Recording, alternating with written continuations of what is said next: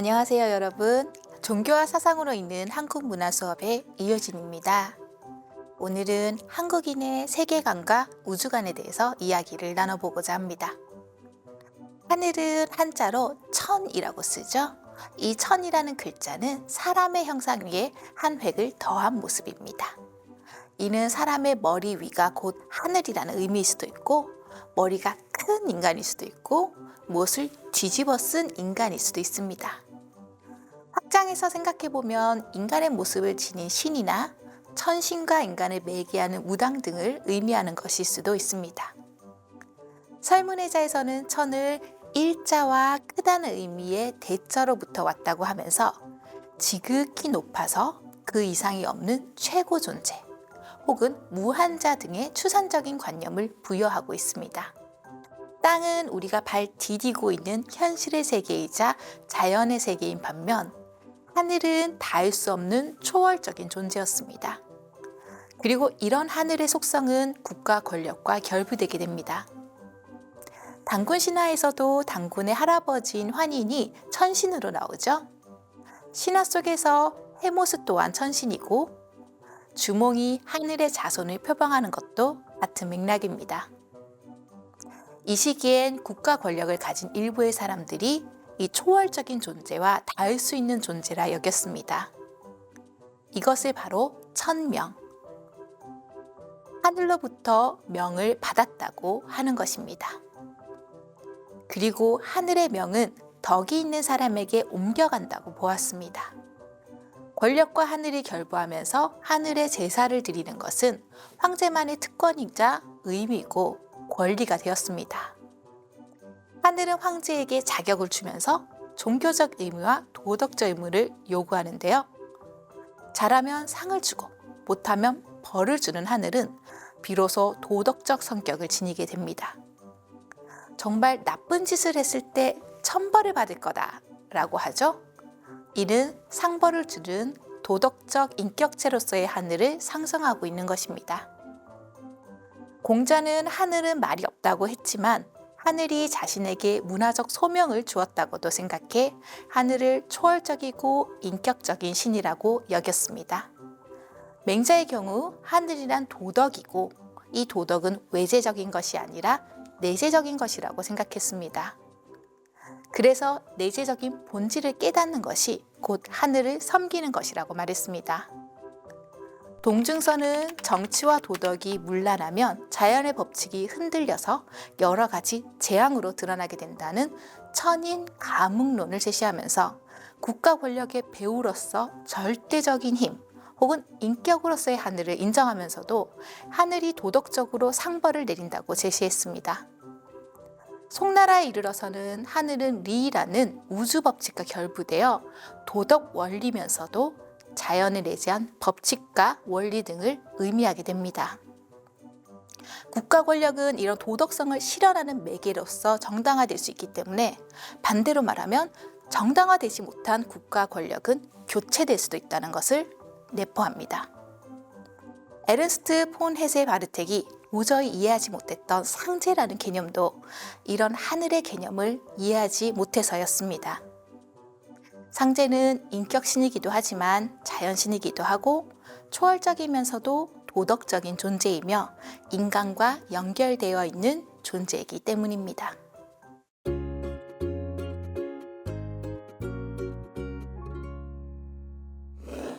우주라고 하면 현대 천문학을 떠올리시는 분이 많을 겁니다. 그런데 사실 우주는 우리가 하늘천 따지로 기억하는 천자문에 처음 나오는 글자입니다. 천자문에서 하늘천, 따지, 거무련, 누루황으로 시작되는 첫 구절들은 바로 우리의 시공간, 우주관, 세계관을 말해주는 도입부였던 것입니다. 천자문의 첫 8글자는 천지현황, 우주홍황으로 하늘은 아득하게 검고 땅은 누르며 우주는 넓고 거칠다 라는 의미입니다. 여기서 우는 동서남북과 상하, 즉 공간적인 축을 이야기하고 주는 고금왕래, 즉 과거와 현재 그리고 미래라는 시간적인 축을 의미합니다. 우주는 결국 시간과 공간을 나타내는 단어로 동양에서는 오래전부터 이 두 가지가 합쳐져서 우주가 이루어진다고 보았습니다. 현대 우리가 우주라고 하면 공간만을 떠올리는 것에 비해 동양의 전통적 우주 개념은 공간과 시간의 결합체였다고 할 수 있는 것입니다. 천지의 천이 하늘이라면 지자는 한자 해설집 설문해자에서 만물이 진열되어 있는 곳이라고 풀이해 놓았는데요. 합해서 보면 천지는 인간을 포함한 만물의 위, 아래에 있으면서 그 삶의 환경이라는 어떤 것을 의미합니다. 고대 중국인들의 생각에 따르면 처음 우주 생성 시에는 혼돈이라는 무분별의 상황이 있었고 이 혼돈이 하늘과 땅으로 분리되면서 공간이 생겨났고 동시에 변화와 시간이 생겨났고 시간의 흐름을 통해 모든 존재가 생겨나기 시작했다고 합니다. 하늘에서 생명이 시작되고 땅에서 생명이 자라나 완성되고 소멸하면 다시 땅과 하늘로 돌아가게 되는 것입니다. 그래서 천지는 자연이나 우주와 유사합니다. 자연은 글자 그대로 풀면 스스로 그러하다로 자신의 존재나 운동의 외부 원인을 갖지 않고 스스로 존재하고 운동할 수 있다는 의미입니다. 이것은 천지의 속성 중 하나로 지구의 내적 환경 범위가 됩니다. 우주는 반대로 지구를 초월하는 거시적인 차원의 공간을 지칭합니다. 천지가 위, 아래, 앞, 뒤로 닫혀 있는, 즉 시공간적으로 막히고 정지해 있는 존재라면 우주는 시간을 따라서 생성하고 변화하며 축소와 확장이 가능한 공간이라 할 수 있습니다. 동양의 우주, 자연관의 특징 중 하나는 구체적 사물에 대한 논의가 많지 않다는 점입니다. 그보다는 천지의 구조에 대한 논의, 천문학과 역학, 그리고 지리와 풍수 등에 관심을 가졌습니다.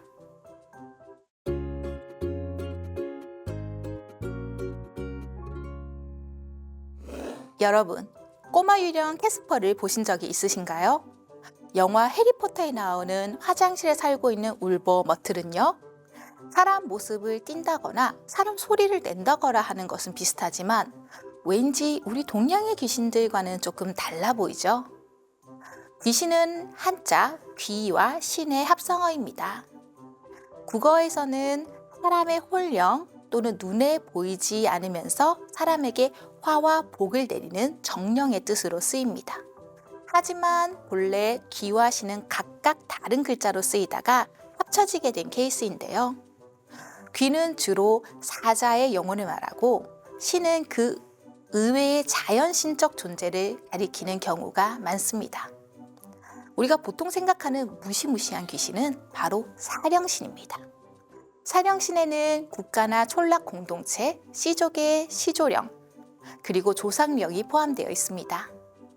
따라서 조상 숭배, 특히 조상 영혼 숭배가 귀신 신앙의 중요 부분임을 알 수 있습니다. 조상신의 흰빛의 선의의 귀신이라면 검은빛의 악의의 귀신은 무속신앙의 현장에서 큰 비중을 차지하고 있고 여귀, 원귀 등의 사령은 검은빛을 띠는 악의의 신입니다. 여귀, 잡귀, 객귀 등의 이름으로 불리는 이들 사령은 유가족이나 후손에 의해 가족신으로 모셔지지 못한 것들입니다.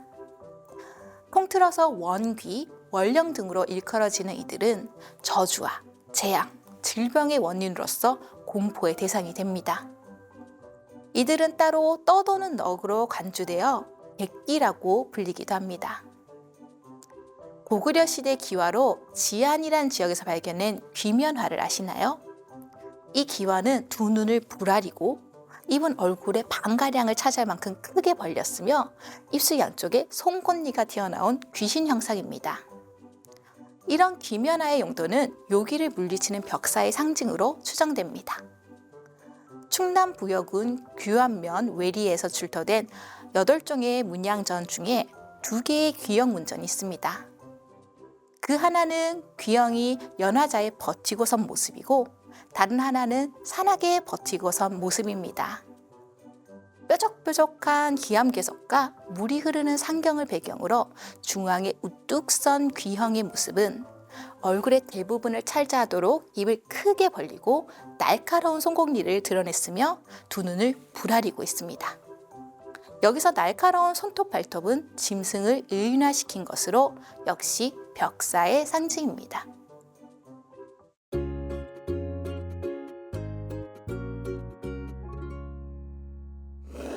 정통적으로 호는 정신적인 면을, 백은 육체적인 면을 광자하는 것으로 이해되었습니다.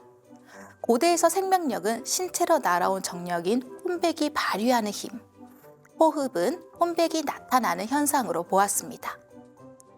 혼비백산이라는 말이 있듯이 혼과 백이 흩어지면 건강한 생명을 유지할 수 없고 결국에는 죽음으로 이르게 된다고 생각했습니다.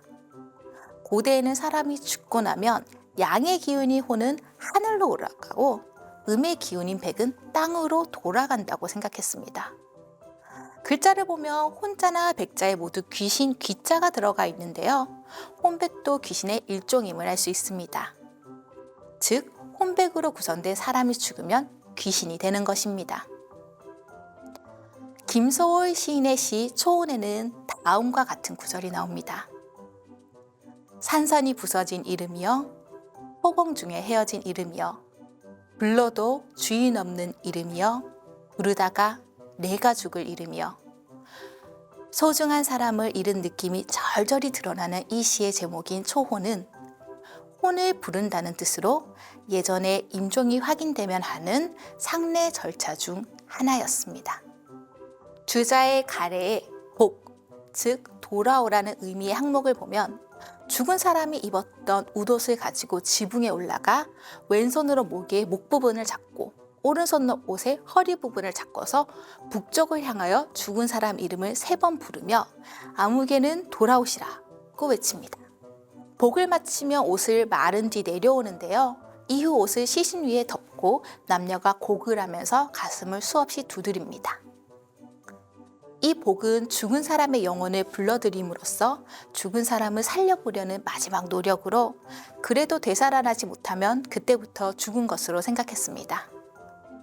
가래에 의하면 들어갔다 나갔다 하는 기운을 혼이라 하고 몸을 백이라고 하는데 이 초혼은 죽은 사람은 혼이 백에서 떨어져 나갔다고 생각해서 혼을 다시 불러서 백에 돌아오게 하는, 즉 다시 살아남을 비는 의식이었습니다. 이것은 실제로 죽은 사람이 살아서 돌아오기를 바라서 하는 것이 아니라 다시 돌아왔으면 하는 희망을 나타내는 망자의 가족들의 기원을 보여주는 의식이라고 하겠습니다. 하지만 지금도 가끔 일어나는 것처럼 잠시 숨이 끊어졌다가 돌아오는 경우도 있었다고 하네요. 정말 신기하죠? 감사합니다.